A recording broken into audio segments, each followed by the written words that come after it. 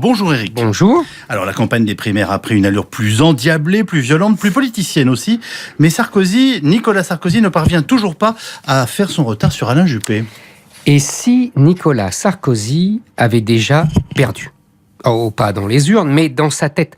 Pas politiquement, mais idéologiquement. Pas électoralement, mais mentalement. Depuis quelques jours, sa campagne tourne au règlement de compte contre François Bayrou, contre les centristes, contre les électeurs de gauche. Tous des traîtres, tous des félons, tous avec Juppé. Comme s'il avait intériorisé sa défaite et cherchait déjà des excuses, des boucs émissaires. Depuis quelques jours, Sarkozy ne parle plus aux électeurs de leurs problèmes, mais des siens.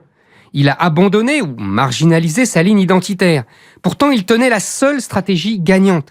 Tous les sondages montrent depuis des années que le très gros des électeurs de droite, et pas seulement des militants, s'est aligné sur les positions du Front National en ce qui concerne l'immigration, les frontières, l'identité nationale, l'islam. Il suffisait pour Sarkozy de piocher à pleine main dans l'escarcelle du FN. Partout aux États-Unis, en Angleterre, dans les pays d'Europe centrale, même en Allemagne, c'est la seule orientation politique en vogue. La nation, les frontières, le peuple. Eux et nous. Les élites médiatiques et intellectuelles tartinent sans se lasser sur la menace populiste, mais en France, Sarkozy est derrière Juppé. La tâche était pourtant aisée. Juppé et son identité heureuse. Juppé et ses accommodements raisonnables ramenés du Canada. Juppé et son imam de Bordeaux, Tarek Obrou, naguère proche des frères musulmans.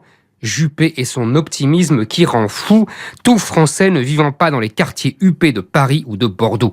Juppé et son art inégalable de transformer l'or des passions politiques en plomb technocratique. Alors expliquez-nous, que s'est-il passé selon vous ?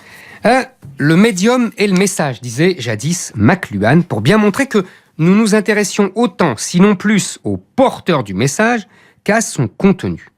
Avec Sarkozy, le médium a tué le message. L'a délégitimé, déconsidéré, ridiculisé, folklorisé. Le cynisme sarkozyste fut si ostentatoire que tout le monde s'en est aperçu. Tout le monde a compris. Tout le monde a diagnostiqué son insincérité, son manque de conviction.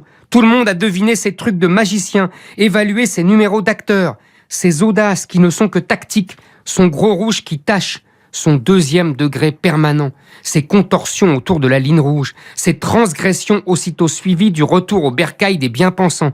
Quand il évoque nos ancêtres les Gaulois, il ajoute le lendemain « et enfant d'Aimé Césaire ». Quand il vilipende Bayrou d'avoir voté pour Hollande en 2012, il avoue qu'il fera de même si le président sortant se retrouve face à Marine Le Pen. En 2007, on y avait cru. En 2012, on avait voulu y croire. En 2016, on ne peut plus y croire. Les électeurs se sont retrouvés avec une ligne Buisson, mais sans Patrick Buisson. La copie de l'original. La grosse caisse après l'orchestre symphonique. Comme si Sarkozy avait voulu rappeler aux rares qu'il avait oublié, qu'il avait promis de passer le Karcher et qu'on avait eu Kouchner. Éric Zemmour.